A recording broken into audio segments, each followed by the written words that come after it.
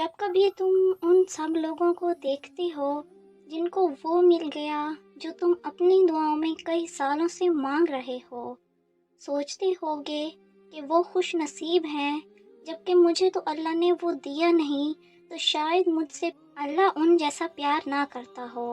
हालांकि अल्लाह हम सबसे एक जैसी मोहब्बत करता है।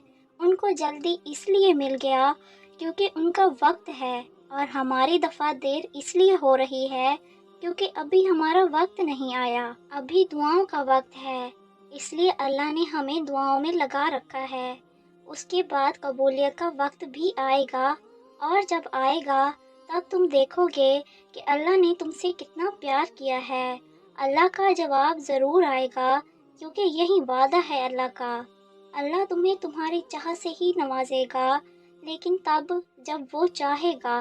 तो दूसरों की कबूल होती दुआएं देखकर खुश हुआ करो, क्योंकि उनके बाद तुम्हारा वक्त है, और तुम्हारा वक्त सबसे बेहतरीन होगा, क्योंकि वो अल्लाह की रज़ा से आएगा, अल्लाह के मौज़े लेकर आएगा।